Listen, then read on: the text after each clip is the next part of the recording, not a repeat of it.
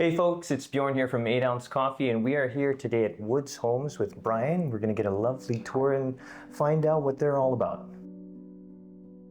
I'm Brian, and I'm the director of Woods Homes Foundation. Welcome to Cottage E. Come on this way, I'll give you a look around. Well, Woods Homes was founded in 1914 by Reverend George and Annie Wood. A young serviceman came to them. He was a widower, he had 2 children, and war was breaking out in Europe. He asked George and Annie, "Would you take care of my children while I go serve my country?" And they said yes. 4 years later, the Spanish flu broke out across North America, globally, and George and Annie were inundated with more young people. They turned around to the community and said, "We need your help. Look at all these children. They need someone to help them." And the community said yes. So our history has been marked by that simple phrase of saying yes. Yes to kids, to young people and their families on their journey and path to healing through mental health, through foster care, through family supports, and simply just being a place to land when there's a crisis in your life. What's incredible about this building is it is brand new, but it is actually the first purpose-built, round-the-clock therapeutic campus care center for children in North America. Nothing like this exists. And it is a huge leap forward for the level of care and attention to detail to children's mental health and helping young people recover, find the health and safety they need to be able to live a full and beautiful life. Across the province, we serve in 5 different communities, from Lethbridge to Grand Prairie. And among the services that we offer, there are 42. We do everything from community-based supports. We have emergency youth shelters and warming centers across the province. We have places like this, therapeutic campus care centers, places where young people will live for a period of time to get their feet back on solid ground. A couple of the key attributes you'll notice as we walk through here is the natural floor. Huge windows, you'll see that throughout. Access to outside, to nature, to seeing squirrels scurry through the trees, to birds flying by. Part of a recovery journey to better mental health is feeling connected to the world around you. I think where it can feel like the walls are caving in is when you feel disconnected to your community, to your family, to your nation of origin, or simply just to the natural environment around you. So space is important. Well, it's interesting, over the years, you go back 111 years today, that all sorts of people have walked through our halls and through our programs. People of all ages and demographics. Really, when you look at it, there's so many different ways that we're engaged with other agencies as a support to the city of Calgary. When there's a fire or there's a flood, we're part of that emergency response plan. It never ceases to amaze me the amount of people who come forward and say, "I was a Woods Homes kid. I spent a little bit of time there and I'm so grateful. It changed the direction of my life." You'll see there's large offices with huge sight lines. Our staff are here round the clock. There's 10 young people that'll live here in this new building. And it's a great way. The staff can be in the office without feeling like they're hovering over the children. In many other spaces, it can feel very crowded. And that's not the most conducive to feeling a sense of autonomy. This is a great way to kind of give some space while also being able to observe closely. Our staff are second to none. I'd have nothing to talk about to you today if it weren't for the incredible people that provide the care and respect and place of healing. They come up with new ways of delivering services, new ways to be able to care for people. Our history is marked by seeing a gap and rushing in to fill and make sure that young people, kids and their families don't fall through the cracks. And so it's a place of innovation. It's a place of, we can do this. It's about saying yes and never giving up. The kitchen is an important place. It's where you learn core life skills. Staff can gather kids around the island and do cooking, food prep on this side and helping clean and do the dishes. It really is meant to be a sort of a family style environment. And so by having the luxury of space here, it's about involvement. And we get better as humans when we have a sense of ownership or involvement in the things in our lives. Over time, people assume that Woods Homes is maybe where misbehaving children go, or they're bad. But the reality is the children that are served through our organization and young people, there's a season that we all go through where we all need help at some point in time. And Woods Homes has continuously been there for those children and their families. It's not necessarily about being good or bad.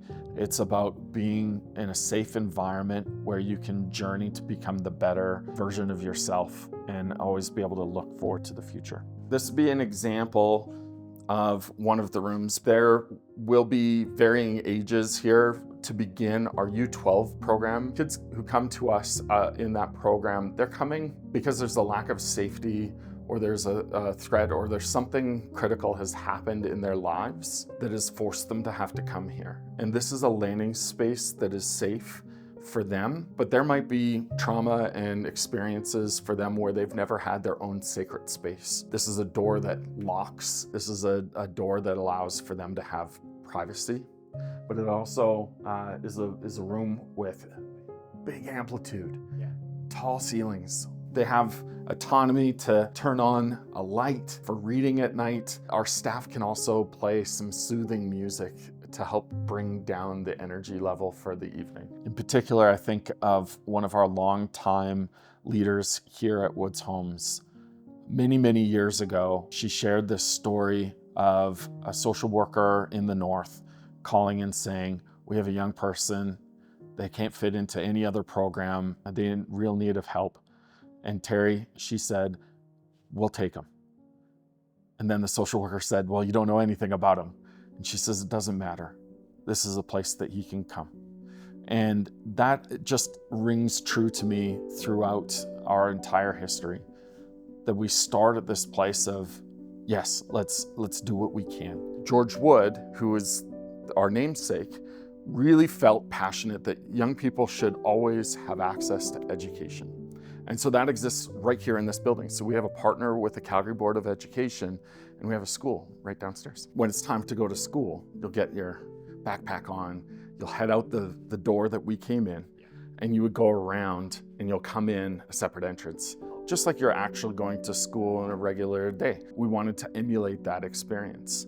This right here is the landing spot for intake and for families who are coming for therapy connected to the children in this program or others, that they can get acclimated, they can meet our staff, they can hear about the process, they can do some mediation, they can work towards.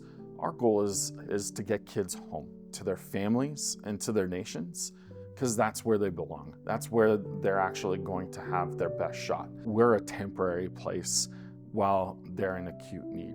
This is a bit of a rec area for residents upstairs, a place to play video games or watch movies together, a place to run around. One of the features that I absolutely love about this room in particular, I don't know about your kids, but my kids love to run, right? When the weather's inclement outside and it's -40, the fact that they can literally run circles in this room and around doing figure eights. It's a way to blow off some steam and to kind of find that regulation that's needed, especially maybe after binge watching a Netflix series or playing video games. And this, Bjorn, is our school. Again, it's human-centered lighting in this space. It's conducive for learning. It's conducive for, that healing journey as well. This is a CBE classroom. This is a place where kids who are in our program can come and pick up their curriculum where they've left off. It's a massive disruption. To end up here is not because things are necessarily going all that well. And so being able to have that normalcy of childhood, of going to class. That anchor that they can always make sure they don't drift too far away. They're always close to what they're used to and what we want for all the kids. Yeah. That's right. Yeah, and to feel normal. And it is part of our human experience. There are times in our lives, each and every single one of us, where we need help. And when you need it, it's great to know that it is here for you. We're grateful that we have an incredible community that partnered with us to see this space made into reality, but also for our more than 42 programs that exist across this province and here in Calgary, that there's a touch point, there's an avenue that is tailored to support you, your family, your kids, your neighbors, someone you love, that there's a place that they can get the help that they need. You know, this is an extension of that.